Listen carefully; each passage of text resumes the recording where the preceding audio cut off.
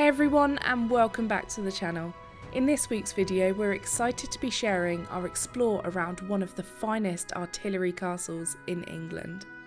Built on the orders of King Henry VIII as one of Henry's string of coastal castles stretching across the English coast to avoid the threat of French invasion. Watch whilst we explore the ramparts of this impressive ruin and its labyrinth of rooms within the keep, as well as stepping down into the atmospheric tunnels of the realms. So join us here today at Deal Castle.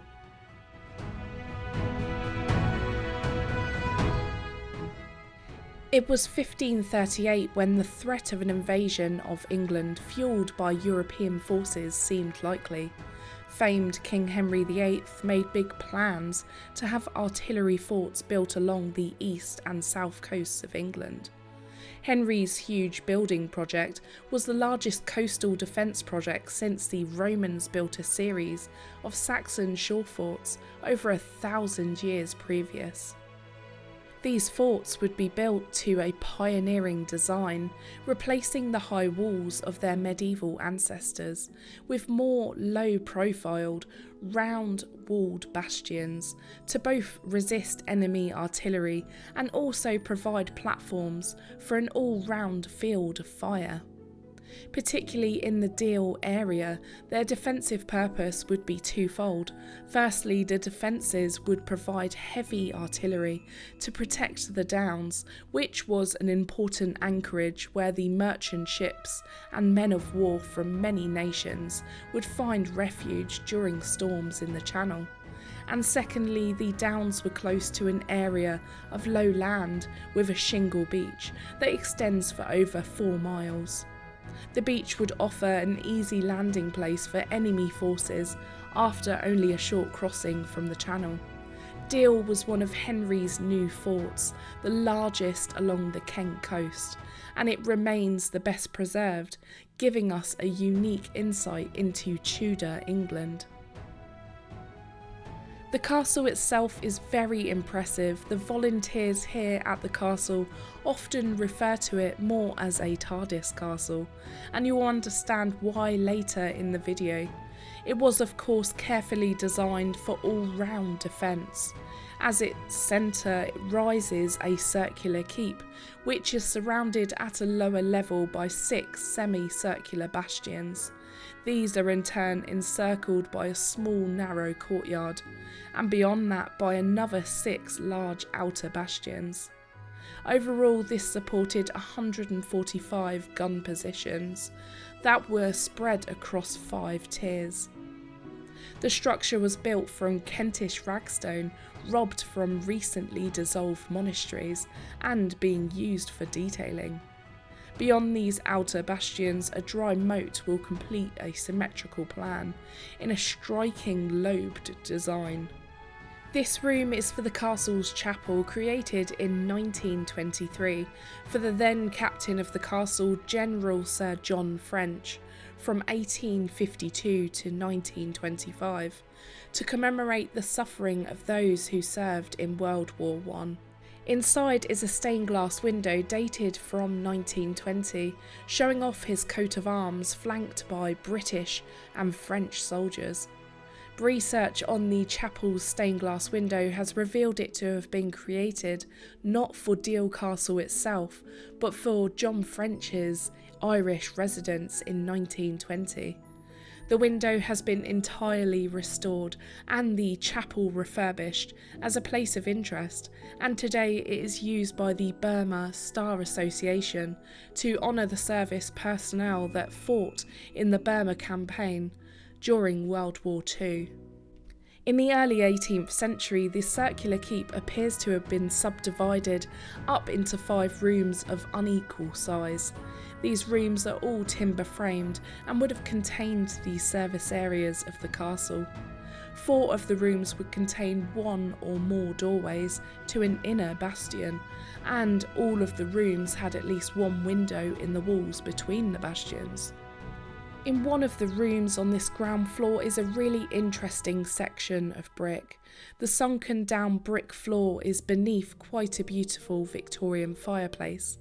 This floor may have held bellows for a forge, which would have been used for maintaining the garrison's weapons and tools throughout the Tudor period. From the beginning, Deal Castle came under the overall command of the Lord Warden of the Cinque Ports, who in turn appointed a captain.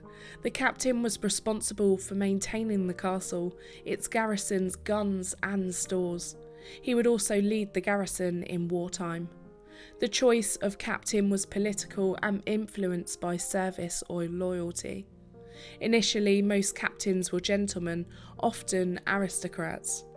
During the Commonwealth of 1649, the captains of Deal were parliamentarian.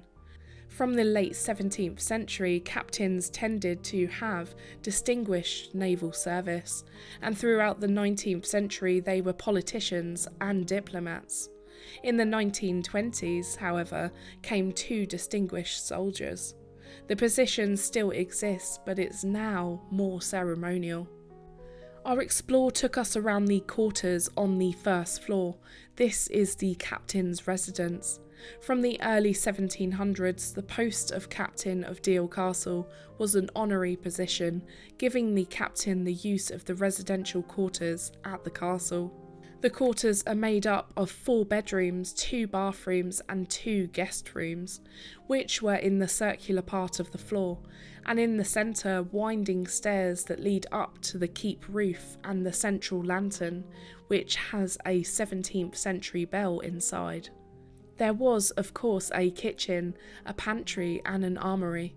All of the rooms were lined with wooden panelling, put in during the 18th century, and all giving it a very homely feel. Off from this was the drawing room, the dining room, study and telephone room. In the 17th and 19th centuries, warfare would result in high taxation on imported goods, tempting smugglers to engage in illegal free trade, providing goods at a much lower cost, while still making huge profits. The Kent coast is the closest part nearest continental Europe, and Deal's reputation as a notorious smuggling den became widely known in 1782. 3 years later, in 1785, the Prime Minister of the time, William Pitt the Younger, sent soldiers to burn the smugglers' boats on Deal Beach. However, with boats so easy to replace, the illegal trade would continue. The Deal smugglers built guinea boats, fast-oared vessels that were capable of crossing into France overnight and able to outrun pursuing sailing vessels. Between 1810 and 1814, Napoleon would allow English smugglers to use some French ports. The English would take gold guineas, hence the name of the boats, and would escape French prisoner of war officers. The smugglers would then return with many luxurious goods, including gin, brandy, lace silk and leather. These would be fenced by Deal merchants and shopkeepers who sent lists of orders to the smugglers. Smuggling would meet its end when the British government brought in their free trade policy of the 1840s, when the import tax was cut to a more affordable level that made the risk unnecessary.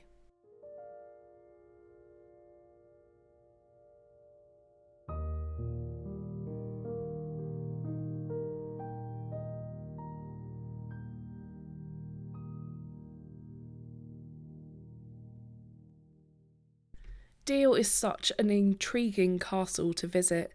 We had a great time exploring down in the castle's tunnels, although I have to admit it was a bit creepy and eerie. The long stair descends down into the basement from the courtyard, which will take you into 3 huge rooms, each with fine stone rib vaulted ceilings. Usually these rooms would be the main stores for the castle, filled once with ammunition, tools, weapons, and food and drink. By the early 18th century they would also hold wine, gunpowder and general stores. Now, at the time of filming, the space has been converted to hold an art exhibition by very talented artists, as well as using the space for music evenings.